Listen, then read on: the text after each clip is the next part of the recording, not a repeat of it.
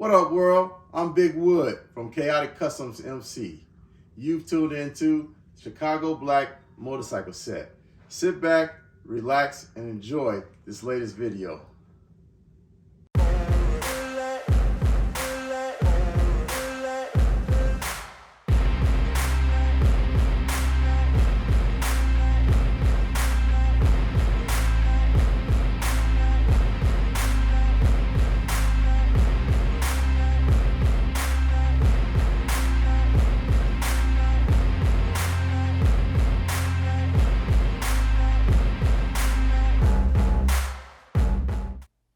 What up, world? It's Big Wood here. Sitting here with a guest. I'm gonna let him introduce himself. Mr. Man, president and one of the founders of Tru Breed MC out of Chicago. Mr. Man, what's going on, bro? It's good, bro. Good to see you, man. How you doing today? I'm doing awesome. Okay, man. Tru Breed. So you just said you one of the founders. For sure. You out of Chicago or whatever. How long has Tru Breed been around? About 2005. 2005, okay. How long you been MCing? Shit, since officially 2005. But before that, we was always the official 2005, but we've been riding bikes since I was a shorty. Okay. Yeah. All right. How many chapters y'all got? 5. Where they at? Minnesota's the mother chapter. We got Chicago, St. Louis, Dallas, Texas, Norfolk, Virginia. Okay.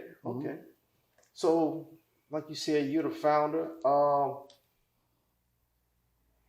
Tell me what it was like in the beginning with Tru Breed. Tell me about those early days. Oh man, it was crazy. Matter of fact, not to cut you up. Tell me how the concept of Tru Breed started. Man, it was real simple. I thought it was real simple. It was about 4 or 5 bros. Got us some crotch rockets, a couple cruisers, and we decided to form a club, ride bikes, have fun, just to, do the rides. And then we decided to smack some vests on, some patches on them. And we got in for a rude awakening, and it was a structure and a hierarchy to how this MC world, how it works. And we learned real quick on how to do it the right way. Okay. So people sitting out there just can't throw patches on you. Oh, on no. Some leather. There's rules to the game. Okay. Unwritten. You'll learn real fast if you don't know. You get educated real quick. So, are you guys co-ed or all male? We currently co-ed. We started off as all male. Then we switched to co-ed. Okay. Now that's different because oftentimes you'll see people, clubs start out as co-ed and then they switch to all male. Right. But you guys opened it up. Right. Did you have a particular reason for that? Well, always evolving, learning, over time. Even our patch for itself. We started off on crotch rockets, and our actual center patch represents a crotch rocket. So we started off, and now most of us ride cruisers, but we still, accept crotch rockets, and we don't have no qualms about a rocket or a cruiser, but just what it is. If we would have known we was going to be going to cruisers, we would have thought different, but who knew the future? We just was the now, thinking about bikes and riding, and, I didn't know they'll be riding a cruiser. And I love my cruiser. Right. I've been riding cruisers. Right. So you say you've been riding since you was a shorty. How did you get into motorcycles? Bigger, you're going bigger and better each time, little dirt bikes, little mini bikes, dirt bikes, scooters. Yeah. And then I rode my first little 600. And then 600, I got 1,000, Honda CBR. Then I got a Suzuki Gixxer. Then I got an R1. And then I bought a Cowie 1500. And then a Road Glide. And that's what I got now. Just took off from there. Yep. Okay. Any people in your life influence you to even get into the motorcycle club world? Oh yeah, I have family and friends. My best friend as a child, his dad was the president of a club. Matter of fact, his dad was president of was city out of East St. Louis. Not to mention, he was. I didn't know what it was, and I was We was like elementary school, you know. We just knew they had vests and they had some cold, very nice ass bikes, and they just was gangster, very influential, you know. We liked that. So he started a little biker club with BMX bikes with our little cut off T-shirts and vests. We thought we was like them. We was making what they was doing in our neighborhood, and then not knowing what they were doing actually, you know what I'm saying. And as I got older, when we started our club, and now I know it's okay. This is what it's all about. Yeah. So it was a little help with these having some kind of background. Okay. Yeah. Yeah. So, what is it that makes Tru Breed stick out from the rest of the clubs here on the set in Chicago? What's special about it? Tru Breed, we pride ourselves on being family. You know, we just we stick to like as far as the values of just everybody we the brotherhood, the sisterhood, just the love of riding the bikes. It's more so just the family. You know, that's what it's all about, being an actual family, but also having the love for riding bikes and just getting out and doing what we do as MCs. Okay. Now, when you say getting out and doing what we do as MCs, break that down for the people that's not familiar with the MC world.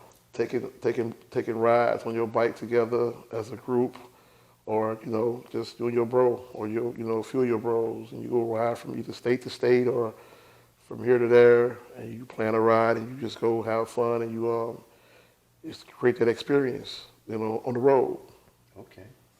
So speaking of on the road, what's one of your more memorable moments on the road with your bros? We rode from the ride we took from Minnesota to St. Louis. It had to be like 30 of us. It was a crazy ride. We had crotch rockets, we had cruisers, bikes break down, all kind of crazy stuff happened, man. It's crazy. It was fun. Yeah. You know what I'm saying? Good memories, you know what I'm saying? Stopping every 2 hours for gas and trying to round everybody up to get back on their bike to keep it going and turn an 8-hour ride to a 12-hour ride, but it was fun. It still was fun. Okay. Get caught in the rain. Yeah, when you're in the rain, ain't no stopping, ain't no turning around. You're out there, you gotta ride it. Right. Make you a rider. You ride through the rain, you ride through the weather. Yeah, you're right about that. Okay, so for those that don't know, not only are you the president of Tru Breed, you're also the chairman of the Chicago Motorcycle Council. Can you explain to the people what that is and what it is? What's the importance of it? Basically, the council it's a link between all the clubs in the city. It's like a vessel that's used to connect all of the clubs to function, to help and to support each other like an ecosystem. If this club is doing something, whether it's for social or a community event involvement, or just for having some fun, and they want other people to participate, and we got a way to communicate and get the information out to everybody to be a part of it in a structured manner, and the council is the way to do it. Okay. It's organized. Okay. So, for somebody that's out, young man, young woman that's out watching this interview and they listening to you and everything that you're saying, why should they choose Tru Breed? Well, if they want to be a part of an organization that's about family, teaching, and just educating on MCing as far as not just being an MC, just in life in general. We like big brothers, or big, we got females or big sister to somebody or something, aunties, uncles, or whatever. That's what it's all about. Each one teach one, and we, positive. You going to college. I prefer you to go to college and make some of yourself and still come back and be a part of the MC culture if that's what you want to do. Because you can be because most of the MCs are plumbers and policemen and whatever, all walks of life, and you can still do that and have fun in doing this as well, and you help each other out. Okay, okay. So, where do you see True Breed going in the future? I see True Breed being around as far as just a club that's to help other clubs or anybody that need help. We want to be the people to help other clubs be, whatever they need to be to help them. We just be here and get young members or young people to carry on our vision and our legacy and continue with our community involvement and keep it going for years to come. You know. Okay. Now, you've been on the set since '05. So, I mean, you've experienced some things. You've probably seen a lot of changes, Yeah. I always like to ask, what's something that you guys did back then that you wish they would do now? Well, I know social media was a big help now as opposed to back then because it was, really it wasn't Facebook wasn't really popular as it is now back then, and Instagram and Snap and all that stuff, TikTok, Twitter. Right. So, but back then we just we linked up. It was just phone calls and the meetup spots. Like when it was in Minnesota, it was the Bricks. That was downtown Minneapolis. We go to the Bricks or to the lake. It was just certain day, certain time. We all meet at the lake, and that's where all the bikers went to. We met up and we ride. And certain times of the night was at certain rides was always set at that time. Same as in Chicago, we just meet at certain spots on 79th Street, saying White Castles, and meet up and meet a few guys, and we hang out, kick it, do what we do. Might go for a ride down Lakeshore Drive, go to the north side, wherever, just go ride. Okay. So pretty much you feel like back then bikers would gather outside, outside of a clubhouse anyway. Right, outside the clubhouse, yeah. Gather up, just hang out and chill, get together, ride. Right. So you wish they would bring that fellowship, back. the fellowship. Fellowship. Yeah. 2 wheels, one love. Okay. No matter what you ride, as long as you're on the bike, ain't with no drama. You got a bike, whether you got a regular bike or one of them bikes you spend $100,000 on. Hey, it doesn't matter. You're just rolling. That's all that matters. Okay. Okay. Now you said social media. Yeah. You wish you had that back in the day. Yeah. It was social media is a big help now with getting info out. You could do 2 or 3 clicks, man, and hit everybody with one blast. Social media now. Back then it was email. Yeah. You had to get on the email list. You had to pay for the email. The list, internet. Yeah, I get it. We had a biker. You could go it was a biker website that you go on and post all your parties and stuff, and you go find all the events on that. But now we got GroupMe, Messenger, Facebook, and all that. So what I'm saying. Okay. It's much easier now than it was back then. Yeah. I get it. So, with all your years on the set, and all the things you've done for your club and all that, what do you, if 20, 30 years from now, somebody's watching this video, what do you want your legacy to be? It's just the fact that these guys they came to teach and keep the traditional MCing how it was from years ago. Keep it basic, keep it simple. But of course, when times change, you got to change a little bit with the times. Mhm. But you got to keep some of the basic and some of the simple stuff.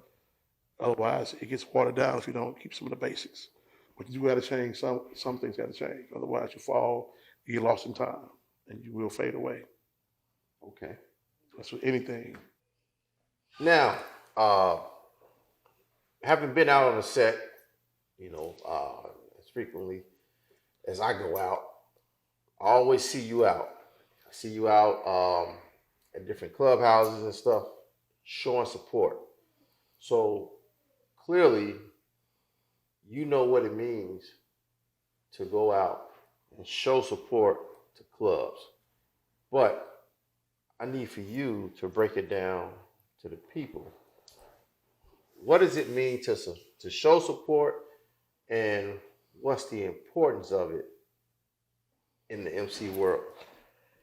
It goes hand in hand with what we've been preaching all along, with this MC community unity and fellowship. What it is, man.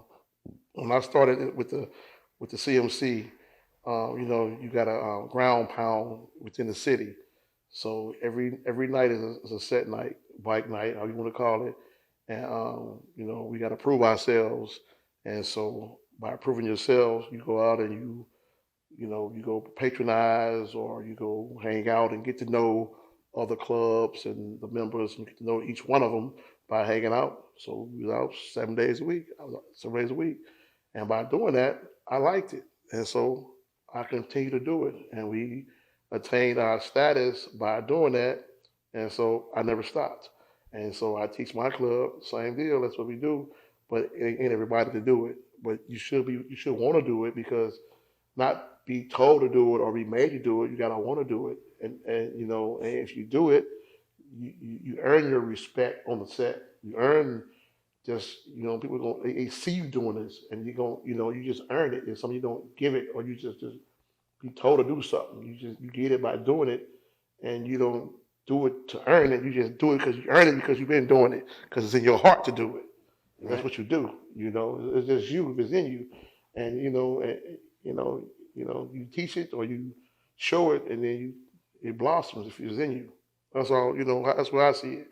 But it's very important to support, because then you go and you hang out with somebody. Hang out with Big Wood, whatever. Big Wood, a cool cat. Get to know who he is, and then we got a report. Whoever it may be on the set. I got a member that I hang out with. Before he became a member, it was AD. Now he won't be my bro, and we family, and we bros for real. We like chosen family, and that's how that works. That's how you support each other. Okay. Yeah, because see, I was always taught when I came into the MC world that if you can't pick up your phone and call somebody from another club, you're just not MCing enough. That's true. You're right. I mean, you just put a vest on, or just be out, just showing off, because you gotta, a vest don't make you. You make the vest, meaning that you make it. You make it who you make the vest by putting in the work, or being who you are, true to who you are and what you are. To your name, or to the club name, or just to the person you are. You be true to it. You make a conscious effort to be known, or be heard, or just be genuine with people, and people feel that. When they feel it, you get it back. You get back 100. That's support. That's what it is. Okay. Now, in all your years on the set here, what's something you feel like if you had the power, you could do it? What's something you would change on the set here in Chicago? Swipe the politics. Everybody can go hang out where they want to hang out, do what they do, fellowship where they want to fellowship with no qualms. Be free to go where they want to go. I'm not saying that they can't, but those that don't know what I'm talking about. But you can go where you want to go and be free and fellowship where you want to fellowship, and I have no regrets, have no repercussions behind it, whatever it may be. Because of who you are or what you are. It's just what it is. I'm free to come hang out with such and such because I like their music or whatever. The girls, and they whatever it may be. I want to hang out with these guys because that's where I want to be, just for that day or for that hour or whatever. And I have no flack about it. That's okay. What I mean by support. Now, I always say everything is in doom and gloom. What's something about the set here in Chicago that you really like? Like that a lot of black folks can come together and show love for each other. I do love that. You can walk to. I feel like as a grown man, I'd rather go to the clubhouses or any dealing with MCs that got a vest. I can go and I can feel safe. That is beautiful. When you're an MC, closed community, I can go anywhere and feel safe. Everybody pretty much know me. Even if they don't know me, they know that I got a vest. They know I'm an MC. They know that I'm all good because I'm in the community and it's all what it is. Okay, okay. So, in wrapping things up, what's something you want to leave for the people? Drop a gem on them. Just something you want them to know or hear or whatever. And just don't talk about it, be about it. You know, be on this set for real. Get out here and do what you say you're gonna do. Don't be fronting and BSing. If you're gonna don some colors and be a part of something, don't just half-ass do it. Be about it for real, and respect what you're doing, because you'll get it back tenfold. Okay. Now, somebody want to find you all. How can they get in touch with you? Hit my line, or they can hit us up on Facebook, Tru Breed MC Chicago, Instagram, Tru Breed MC Chi, or hit my line, 651-775-1295. Cool, man. Well, I appreciate you coming out and doing this interview, man. That's what it do. Thank All y'all. right, bro. Big Wood, much love. Yeah, man. Thanks for tuning in to Chicago Black Motorcycle Set YouTube page. I'm your host, Big Wood, Chaotic Customs MC. Hey, don't forget to like, subscribe, and also, if you feel like you, your club, or something that's going on here on the set in Chicago should be featured on our channel, get in touch with us ASAP, and we'll make it happen.